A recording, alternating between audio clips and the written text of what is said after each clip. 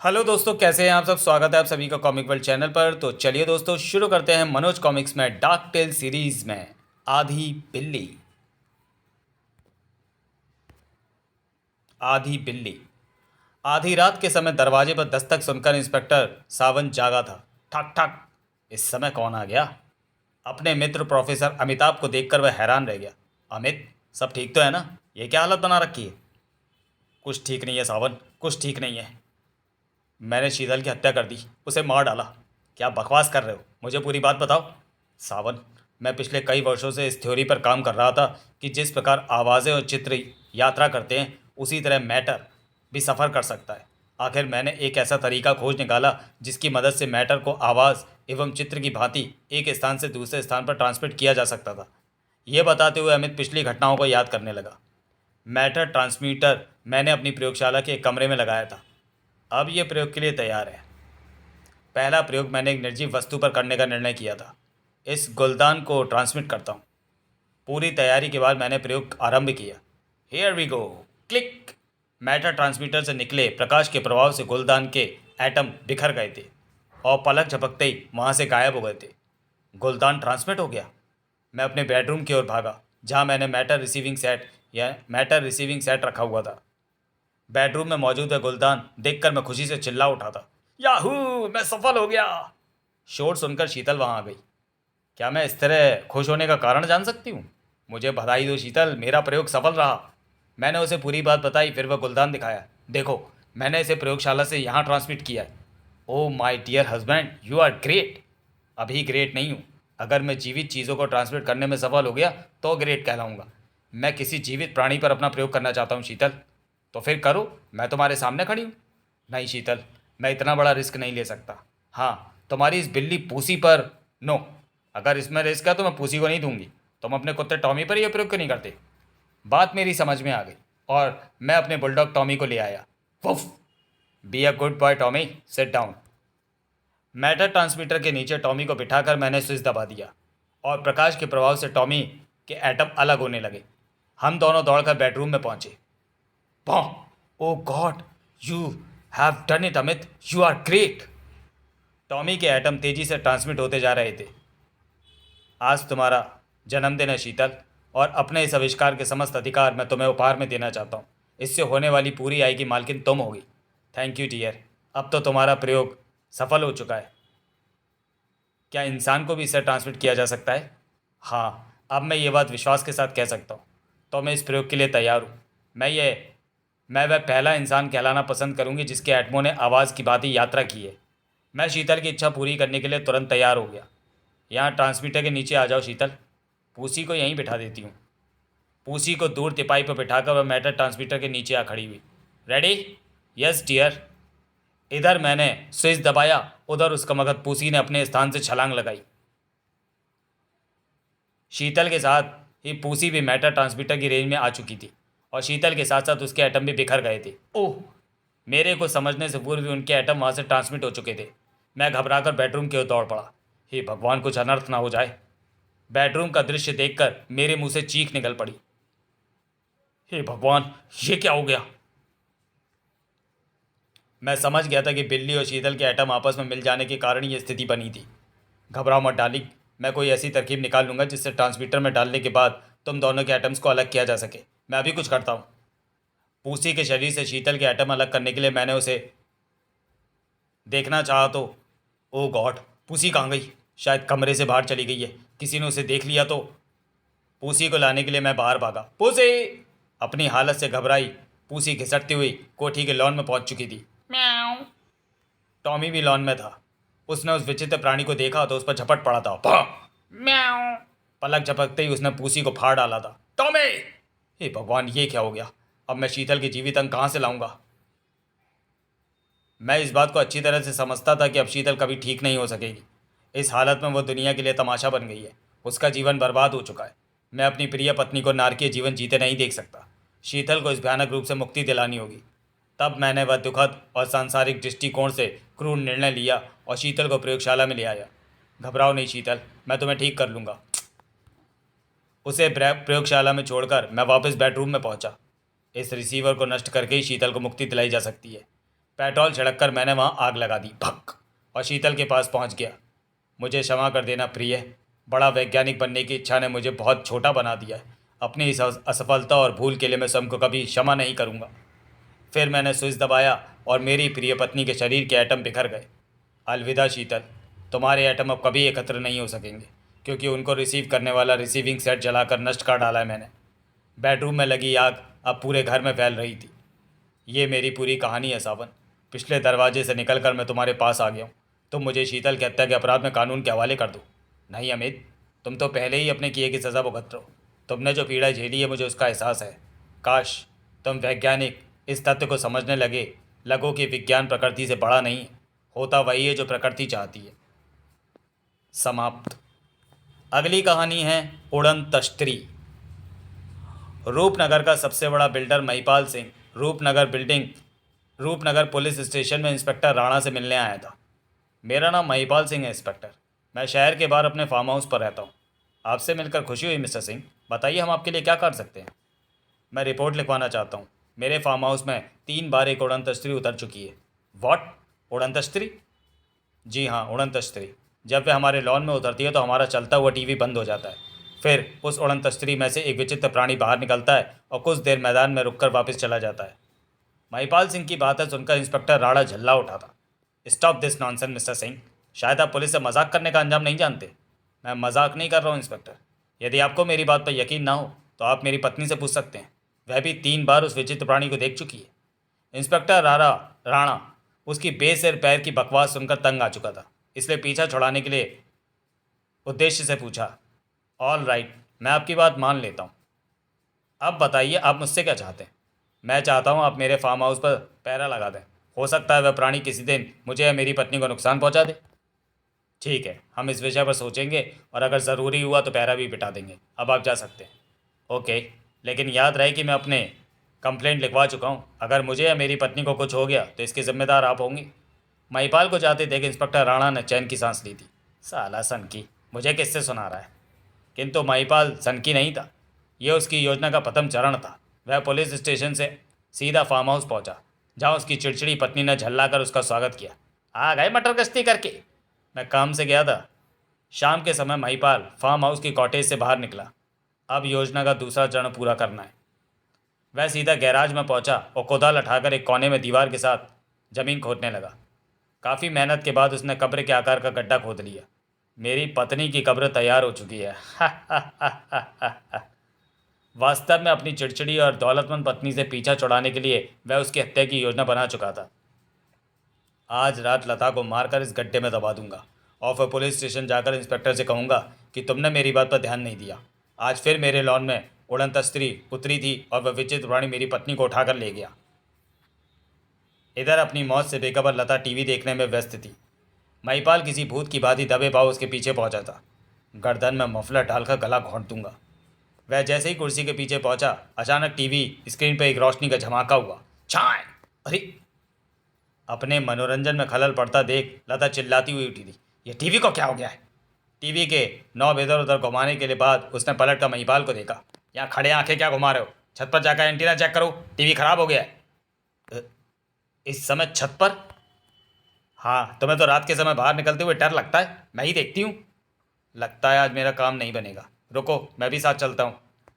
छत पर जाने वाली सीढ़ियाँ इमारत के पीछे थी, अतः दोनों कॉटेज से बाहर निकल आए। इसी पल पूरा लॉन सुनहरी रोशनी में नहा गया। अरे! महिपाल ने जो कुछ देखा वह उसे पागल करने के लिए पर्याप्त था। उसने साइंस फिक्शन पर आधारित फिल्म देख जो काल्पनिक कहानी गढ़ी थी वह वास्तविकता के रूप में चरितार्थ हो रही थी। उड़न तश्तरी से बाहर आती हुई उन आकृतियों को देखकर महिपाल की आंखें फैलती जा रही थीं। ओह गॉड, ये तो बिल्कुल वैसे ही है जैसे मैंने कल्पना में सोचा था। लता भी अचरज में थी। ये क्या बोला है महिपाल? पता नहीं। ओह, तुम्हें तो डर का सांप सूंघ गया है। मैं जाकर देखती हूँ। लता निर्भय होकर उन प्राणियों के निकट पहुंच गई। ए, कौन हो तुम? किस नाटक कंपनी से आए हो? मीशा पीशा टी टी। अचानक एक प्राणी लता पर झपटा था।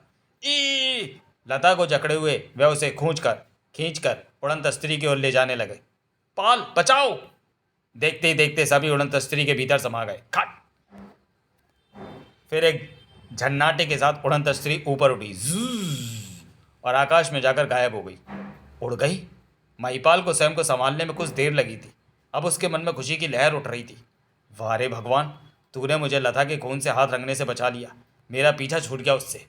फिर वह पुलिस स्टेशन फ़ोन मिलाने में व्यस्त होगा। Hello police station. 15 मिनट बाद फार्म हाउस पर इंस्पेक्टर राणा के नेतृत्व में पुलिस दल पहुंच गया। तुमने मेरी बात नहीं मानी इंस्पेक्टर। आखिर वह प्राणी मेरी पत्नी को उठाकर ले ही गया। इंस्पेक्टर राणा ने ध्यानपूर्वक पूरी कहानी सुनी, फिर संदिग्ध दृष्टि से उसे घूरा। तुम सच कह रहे हो? बिल्कुल, तुम देख सकते हो मेरी पत्नी गायब हो चुकी है। पूरे फार्म पूरे फार्म हाउस को चेक करो, अभी पता चल जाएगा कि यह व्यक्ति सच बोल रहा है या झूठ। Yes sir. सिपाही इमारत के भीतर और बाहर तलाशी लेने में जुटे हुए थे। 5 मिनट बाद एक सिपाही दौड़ता हुआ आया। सर, गैराज के भीतर एक कब्र खुदी हुई है, जैसे वहाँ किसी को दफन किया जाने वाला हो। ओह, मुझे पहले ही संदेह था कि उड़न तस्त्री की कहानी के आड़ में तुम कोई षड्यंत्र रच रहे हो। कब्र खोदने के बाद शायद तुम्हारे मस्तिष्क में लाश ठिकाने लगाने का कोई और तरीका आ गया होगा। अब जल्दी से बताओ कि लाश कहाँ है। महिपाल ने अपनी घबराहट कर काबू पा लिया था। तुम मुझे कातिल समझ रहे हो इंस्पेक्टर? हाँ, बताओ लाश कहाँ है। लाश यहाँ छत पर पड़ी है सर। सब दौड़कर ऊपर पहुंचे। हे भगवान, वह प्राणी लता को यहीं फेंक गया। तुमने इसको करंट लगाकर मारा है, लेकिन मूर्ख आदमी, लाश ठिकाने लगाने से पहले पुलिस को फ़ोन करके क्यों बुलाया? महिपाल के पास इंस्पेक्टर राणा के सवाल का कोई जवाब नहीं था। अपनी पत्नी का कत्ल करने के लिए जो षड्यंत्र उसने रचा था, वही उसके जुर्म का सबूत बन गया था। तमाम सबूतों और गवाहों की रोशनी में यह अदालत इस नतीजे पर पहुंची है कि मुजरिम महिपाल सिंह ने ही अपनी पत्नी का कत्ल किया है। अतः यह अदालत उसे मुजरिम करार देते हुए उम्र कैद की सज़ा सुनाती है। अगली कहानी, आवाज़ों का टापू। 21वीं शताब्दी का अंतिम दौर था। पृथ्वी का विज्ञान उन्नति की चरम सीमा पर था। मानव आकाशगंगा के सभी ग्रहों पर अपनी बस्तियां बसा चुका था। प्रतिदिन अनेकों अंतरिक्षयान विभिन्न ग्रहों के लिए उड़ान भरते थे। आज भी एक रॉकेट यान मंगल ग्रह के लिए रवाना हो रहा था। इस रॉकेट यान के भीतर केवल 2 यात्री थे, जो मंगल ग्रह स्थित बस्ती के लिए रसद लेकर जा रहे थे। औकीफ, मैं बहुत थक गया हूँ, तुम कंट्रोल संभालो, मैं थोड़ा आराम कर लेता हूँ। Okay George dear. जॉर्ज के जाने के बाद औकीफ को नींद का झोंका सा आया और वह आंखें बंद करके सीट पर ही पसर गया। ऑटो कंट्रोल द्वारा रॉकेट यान अपने मार्ग पर बढ़ता रहेगा। कुछ घंटों बाद अचानक रॉकेट यान को हल्का सा झटका लगा था। ओह! स्क्रीन पर नज़र पड़ते ही औकीफ का दिल जोर से धड़क उठा था। Oh my God! हमारा यान मार्ग भटककर किसी और दिशा में आ निकला है। उसने तुरंत जॉर्ज को इस घटना की सूचना दी थी। ये कैसे हो गया औकीफ? कंट्रोल तो तुम्हारे हाथ में था। मैं थोड़ी देर के लिए सो गया था। व्हाट? कंट्रोल छोड़कर सो गए थे? You idiot! Mind your tongue George. तुम्हें मुझे डांटने का कोई अधिकार नहीं है, लेकिन तुम्हारे दांत तोड़ने का अधिकार तो है। Tissue uh! यू लाउजी, तुम्हारे कारण मेरा जीवन भी खतरे में पड़ गया है। तूने मुझ पर हाथ उठाया जॉर्ज। था, मैं तुझे छोड़ूंगा नहीं। उफ! दोनों भूखे शेरों की तरह एक दूसरे से भिड़े हुए थे। ओह उह! इसी पल मानो चमत्कार हो गया। पूरा यान भयानक शोरों की आवाज़ों से गूंज उठा। वाह छना छन आई हिन! यलगार करो! दुश्मन को काट डालो! छनाक खनाक! चारों ओर से उभरते इस शोर में इंसानी आवाज़ें भी थीं, घोड़ों के हिनहनाने के स्वर भी और तलवारें टकराने की खनखनाहट भी। लड़ना भूल चुके थे जॉर्ज और औकीफ। ओह, आवाज़ों की दुनिया! औकीफ, हम आवाज़ों के टापू में आ पहुँचे हैं। यह शोर किसी ऐसी जंग का है जो शायद हज़ारों वर्ष पूर्व धरती पर लड़ी गई होगी। क्या कह रहे हो तुम? क्या तुम जानते नहीं कि आवाज़ें कभी नष्ट नहीं होती, बल्कि वे धरती से उठकर अंतरिक्ष में आकर कहीं कैद हो जाती हैं? वैज्ञानिकों ने इसी अज्ञात स्थान को आवाज़ों का टापू नाम दे रखा है, जहाँ ब्रह्मांड के आरंभ से लेकर आज तक की सारी आवाज़ें मौजूद हैं, लेकिन आज तक इस स्थान का पता नहीं लग सका था। ओह, तो क्या हम उसी आवाज़ों के टापू में आ पहुँचे हैं? हाँ औकीफ, तुम्हारी एक गलती ने हमारे सौभाग्य का दरवाज़ा खोल दिया है। हमने आवाज़ों का टापू ढूंढ निकाला है। खुशी से जोश में वह औकीफ से लिपट गया था। मुझे क्षमा कर दो मित्र, अब हम दोनों मिलकर अपना मार्ग तलाश करेंगे। लेकिन मैं तुझे कभी क्षमा नहीं करूँगा। कंप्यूटर की सहायता और थोड़े प्रयास के बाद वे आवाज़ों के टापू से निकलकर मंगल ग्रह का मार्ग ढूंढने में सफल हो गए थे। थैंक गॉड, अब हम मंगल की ओर जा रहे हैं। कुछ घंटों बाद वे सुरक्षित मंगल ग्रह पर जा उतरे। अब हम किसी भी रॉकेट यान को आवाज़ों के टापू पर लेकर जा सकते हैं। राइट। अर्थ कंट्रोल को वे अपनी इस योजना की सूचना पहले ही दे चुके थे और अब मंगल ग्रह के बेस पर अर्थ कंट्रोल से निर्देश प्राप्त कर रहे थे। तुम दोनों ने जो खोज की है उसने धरती पर तुम्हें हीरो बना दिया है। हम तुम्हारे स्वागत की तैयारियां कर रहे हैं, लेकिन वापसी पर तुम लोग आवाज़ों के टापू से गुजर कर ही आना। तुम्हें उस क्षेत्र का पूर्ण मानचित्र बनाकर लाना है। अगले ही दिन उन्होंने धरती के लिए उड़ान भरी थी। रॉकेट यान तेज़ी से आवाज़ों के टापू की ओर बढ़ा जा रहा था। तुम जाकर आराम करो जॉर्ज, आवाज़ों के टापू पर पहुँचते ही मैं तुम्हें जगा दूंगा। Thanks dear. जॉर्ज अपने केबिन में आकर लेट गया था। उस दिन मैंने औकीफ के साथ बहुत बुरा बर्ताव किया था। धरती पर पहुंचकर मैं उससे एक बार फिर क्षमा मांगूंगा। दूसरी ओर औकीफ बदले की आग में खौल रहा था। अपने अपमान का बदला मैं उसकी जान लेकर लूंगा। धरती पर मैं अकेला वापस जाऊंगा। इस खोज का मैं अकेला हीरो कहलाऊंगा। यान आवाज़ों के टापू के निकट पहुंचा तो औकीफ उसे ऑटो कंट्रोल में डालकर जॉर्ज के केबिन में जा पहुंचा। उसके हाथ में टेप का एक टुकड़ा था। बहुत आधा आराम कर चुका बच्चे। सोते हुए जॉर्ज के मुंह पर उसने अचानक ही टेप चिपका दिया। खबरदार जॉर्ज, हिलने की कोशिश मत करना वरना जलाकर राख कर दूंगा। उस दिन मुझ पर हाथ उठाकर तूने अपनी मृत्यु को बुलावा दिया था। कुछ ही क्षणों में हम आवाज़ों के टापू पर प्रवेश कर जाएंगे। फिर मैं वहाँ कुछ ऐसे डायलॉग बोलूँगा जो साबित करेंगे कि तुम पागल होकर आत्महत्या कर रहे हो। मेरी ये आवाज़ें टापू में कैद हो जाएंगी और धरती से जब कोई यान आवाज़ों के टापू पर आएगा तो उसके यात्री मेरी आवाज़ भी सुनेंगे जिसमें तेरी मौत का कारण आत्महत्या बताया गया होगा। इस तरह मुझ पर तेरी हत्या का आरोप नहीं आएगा जॉर्ज। कुछ ही क्षणों में यान आवाज़ों के टापू में पहुंच चुका था और यान की दीवारें शोर उगलने लगी थी। पी पी, मेरा जूता है जापानी। औकीफ ने तुरंत ही अपना नाटक आरंभ कर दिया था। जॉर्ज, क्या पागल हो गए हो? आत्महत्या अपराध है। ये दोस्ती हम नहीं तोड़ेंगे। वह जॉर्ज को ठोकरों से पीट रहा था, साथ ही बोलता भी जा रहा था। लगता है आवाज़ों के शोर ने तुम्हें पागल कर दिया है, सफ़ेद जैसे कैप्टन कुक नमक। लेज़र गन मुझे दे दो, मैं तुम्हें आत्महत्या नहीं करने दूंगा। आई लव यू रसना। नहीं जॉर्ज। ओह, ये तुमने क्या कर डाला? माय गॉड, ये तो मर गया। सैम को लेज़र बीम से डरा डाला। औकीफ ये नाटक तब तक करता रहा जब तक शोर की आवाज़ें समाप्त नहीं हो गई। हम आवाज़ों के टापू से निकल चुके हैं। अब मैं तेरी हत्या करूंगा और धरती पर जाकर कह दूंगा कि तूने आत्महत्या की है। आवाज़ों के टापू पर कैद मेरी आवाज़ इसका प्रमाण होगी। थम, तुझे मारकर मैं धरती पर अकेला हीरो बनकर जाऊंगा। अकेला हीरो, हा हा। मरने के लिए तैयार हो जा जॉर्ज। शू। पल भर में ही जॉर्ज का शरीर कोयला बन चुका था। हा हा हा हा हा। लेकिन औकीफ दूसरा ठहाका नहीं लगा सका था। बिल्कुल अचानक यान की दीवारों से दोबारा शोर की आवाज़ें उठने लगी थी। नायक नहीं खलनायक हूँ मैं। अरे! अगले ही पल औकीफ को अपनी गलती का एहसास हुआ। ओह, हम अभी आवाज़ों के टापू में ही हैं। वह खामोशी शायद किसी साइलेंट पैच की रही होगी जहाँ संसार की कोई आवाज़ नहीं पहुँच सकी होगी।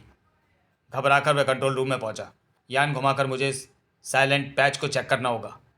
यान मुड़कर साइलेंट पैच में जा पहुंचा, लेकिन वह पैच अब साइलेंट नहीं रहा था। तुझे मारकर मैं धरती पर अकेला हीरो बनकर जाऊंगा। अकेला हीरो, मरने के लिए तैयार हो जा जॉर्ज। वहाँ अब एक ही आवाज़ कैद थी, औकीफ की आवाज़, जिसमें उसने अपना अपराध स्वीकार किया था। औकीफ का सिर चकरा गया और उसमें खड़े रहने की शक्ति ना रही। माय गॉड, मैं खुद ही अपने बुने जाल में फंस चुका हूँ। मेरी ये आवाज़ हमेशा आवाज़ों के टॉप में गूंजती रहेगी, टापू में गूंजती रहेगी और मेरे गुनाह का सबूत देती रहेगी। समाप्त। अगली कहानी है टाइम सूट। प्रोफेसर भारती ने अपने सहायक डॉक्टर मुखर्जी को चमकीली धातु से बना वह सुनहरा सूट दिखाया। यह टाइम सूट मैंने वर्षों की मेहनत के बाद तैयार किया मुखर्जी। इसे पहनकर समय यात्रा की जा सकती है। मुझे विश्वास नहीं होता सर। प्रोफेसर ने सूट निकाल कर पहना। मैं भविष्य की यात्रा पर जा रहा हूँ, फिर तुम्हें विश्वास आ जाएगा। यह हेलमेट पहनने के साथ ही मैं तुम्हारी नज़रों से ओझल हो जाऊंगा। अगले ही पल, अरे! तुम मेरी आंखें इसलिए देख पा रहे हो क्योंकि ये सूट द्वारा कवर नहीं है और अब मैं भविष्य की यात्रा पर जा रहा हूँ। ये कहते हुए प्रोफेसर ने स्विच दबाया और अगले ही पल उसकी आंखें भी गायब हो गईं। प्रोफेसर, कहाँ हो तुम? लेकिन प्रोफेसर तो भविष्य की यात्रा पर जा चुका था। लगभग 15 मिनट बाद प्रोफेसर दोबारा प्रकट हुआ। मैं सन 2105 में घूमकर वापस आ गया हूँ। बहुत ही प्रगतिशील युग है। कमाल की चीज़ बनाई है तुमने प्रोफेसर। इसे देखकर मेरे दिमाग में एक क्विक आइडिया आया है। क्या ये माय डियर प्रोफेसर। प्रोफेसर के शब्द पर से टाइम सूट उतारकर उसने स्वयं पहन लिया। अदृश्य होकर पहले इस युग की दौलत समेटूंगा, फिर सन 2105 में जाकर उस दौलत से ऐश करूंगा। हेलमेट पहनते ही वह अदृश्य हो गया। कुछ देर बाद वह राष्ट्रीय बैंक के वॉल्ट में खड़ा था। सबकी आंखों के सामने मैं यहाँ तक आ गया और किसी ने मुझे देखा तक नहीं। कमरे पर बंधे थैले में जितना धन आ सका उसने भर लिया। हे, इतनी दौलत मेरे पूरे जीवन के लिए काफ़ी होगी। संतुष्ट होने के बाद उसने टाइम ट्रैवलिंग के लिए स्विच दबा दिया। कुछ ही पलों में उसने स्वयं को एक अजनबी स्थान पर खड़ा पाया। क्या यही सन 2105 है? उसने हेलमेट उतारा। पहले इस अजनबी युग से परिचित होना पड़ेगा, लेकिन यहाँ तो कोई दिखाई नहीं दे रहा। तभी अरे! फ्लाइंग कार से 2 पुलिस अफसर बाहर निकले। तुम कौन हो मिस्टर, और यहाँ अकेले क्यों खड़े हो? मैं इसकी घबराहट बता रही है कि ये कोई स्पाई है। नहीं। उसकी तलाशी ली गई। ओह, बाई स्पेस गोल्ड एंड मनी, काला धन, यह स्टेट के प्रति अपराध है। मेरी बात तो सुनो। उन्होंने कुछ नहीं सुना और खींचकर फ्लाइंग कार में बिठा लिया। फ्लाइंग कार एक विशाल इमारत की छत पर उतरी थी। वह उस युग का सुप्रीम कोर्ट था। Black money? नहीं, ये धन मेरा है, मुझे वापस कर। धन सिर्फ स्टेट की संपत्ति है। नागरिकों को उनकी आवश्यकता की चीज़ें स्टेट उपलब्ध कराती है। धन अपने पास रखना सबसे बड़ा अपराध है। क्या मतलब? यहाँ नागरिक अपने पास रुपया नहीं रख सकते? ओह, तुम यहाँ का कानून भी नहीं जानते, अर्थात किसी स्टेट के स्पाई हो। डबल अपराध। इसकी जिसकी सजा है मौत, तुम्हें मृत्यु दंड दिया जाता है। Shoot him. पीछे खड़े पुलिस अधिकारियों ने लेजर गन से फायर किया। शेष जीवन ऐश से बिताने का सपना लिए मुखर्जी संसार से कूच कर गया। समाप्त। अगली कहानी है जुनून। जीत की जबरदस्त चमक चेहरे पर लिए विजय कैसीनो से निकलकर अपनी कार के निकट पहुंचा ही था कि 3 हथियारबंद युवकों ने उसे घेर लिया। जिंदा रहना चाहते हो तो खामोशी के साथ जेबें खाली कर दो। बेबस विजय के पास उनकी बात मानने के लिए सिवाय और कोई चारा नहीं था। उफ, जुए की सारी कमाई गई। लुटेरों के जाने के बाद विजय सामने खड़े उस अधेड़ व्यक्ति के पास पहुंचा और उस पर बरस पड़ा। मैं तो चिल्ला पाने में विवश था, लेकिन तुम चुपचाप मुझे लुटते हुए देखते रहे, कायर। मैं तुम्हारी किसी भी प्रकार से मदद कर पाने में विवश था बेटे। क्यों, अपाहिज हो? कारण जानना चाहते हो तो सुनो। आज से 2 बरस पूर्व जोसेफ नाम का एक जुआरी था। उसे भी तुम्हारी तरह जुआ खेलने का शौक था, और ना सिर्फ शौक बल्कि जुनून था, जुनून। हा हा, तुम सभी रुपए हार गए हो। मुरुगन, खेल खत्म करो। नहीं, खेल अभी खत्म नहीं होगा जोसेफ। मैं अपनी सोने की चेन और शादी की अंगूठी दांव पर लगाता हूँ। लगाओ लगाओ, ज़रूर लगाओ। हा हा हा हा। जोसेफ की किस्मत उस दिन पूर्ण बुलंदी पर थी। तुम ये बाजी भी हार गए हो मुरुगन। अब तुम्हारे पास दांव पर लगाने के लिए कुछ भी नहीं है। बोलो तो खेल बंद कर दें। पागलों की बात ही चीखा था मुरुगन। नहीं, खेल बंद नहीं होगा। मैं अपनी बीवी को दांव पर लगाता हूँ। ठीक है, अगर तुम ये बाजी जीत गए तो मैं तुम्हारा सारा माल वापस कर दूंगा। मगर मुरुगन की बदकिस्मती, वह यह दांव भी हार गया। उफ, हा हा, 3 इक्के, मैं जीत गया। बेचारी मुरुगन की पत्नी ने इस समाचार के पाते ही आत्महत्या कर ली। इस दुखद घटना के ठीक 1 साल बाद मुरुगन का जोसेफ से उसी कैसीनो में फिर सामना हुआ। कमबख्त ने अभी तक भी जुए की आदत नहीं छोड़ी थी। नोटों की ये गड्डी। आओ मुरुगन, इस बार दांव पर क्या लगाने की सोच कर आए हो? उस दिन मुरुगन के सितारे बुलंदी पर निकले। हाँ, मैं फिर जीत गया। दिमाग में जीत का सपना लिए जोसेफ अपना सब कुछ हारता चला गया था। तुम्हारा स्कूटर, तुम्हारा मकान और तुम्हारी बीवी, तुम हार गए हो जोसेफ। बताओ, अब दांव पर लगाने के लिए तुम्हारे पास क्या है? जुनून सा नजर आने लगा था जोसेफ के चेहरे पर। इस हाथ की उंगलियां। लेकिन तुम्हारी उंगलियों का मैं क्या करूंगा? मेरी ज़िंदगी का बीमा है, और इस बीमे में अंग भंग हो जाने की स्थिति में भी मुझे क्लेम मिलेगा। तुम पत्ते बांटो, मैं अपने बाएं हाथ की उंगलियां दांव पर लगाता हूँ। ओह, मुझे मंजूर है। किंतु जोसेफ की बदकिस्मती थी कि वह बाजी भी हार गया था। जोसेफ, ये लो चाकू, अपनी उंगली काटो। खून से नहाता चला गया जोसेफ का हाथ, किंतु दिमाग में छाया जुनून फिर भी नहीं हटा था। अब मैं अपने दाएं हाथ की उंगलियां दांव पर लगाता हूँ। मुझे कोई आपत्ति नहीं। इस बार भी बाजी मुरुगन के हक में गई थी। जोसेफ, ये लो चाकू, अपने दाएं हाथ की उंगलियां काटो, क्योंकि तुम फिर हार गए हो। इस तरह एक एक करके जोसेफ अपने दोनों हाथों की उंगलियां गंवा बैठा। फिर दर्द की अधिकता के कारण होश खो बैठा जोसेफ, और अंत हुआ उस लोमहर्षक जुए का। सुनते ही चींटियां सी रेंगने लगी थी विजय के दिल और दिमाग पर। अविश्वास भरे स्वर में क्या उठा वो। बकवास। मैं नहीं मानता कि जुए में कोई अपने अंग भी दांव पर लगा दे। जुए में नहीं बेटे, जुए में नहीं, जुए के जुनून में। जुआ तबाही है, बर्बादी है, और ये सब मैं इसलिए जानता हूँ क्योंकि मैं ही जोसेफ हूँ। समाप्त। तो चलिए दोस्तों, वीडियो को यहीं समाप्त करते हैं और मिलते हैं डार्क टेल्स की किसी अगली कॉमिक्स में, अगले वीडियो में। तब तक के लिए धन्यवाद।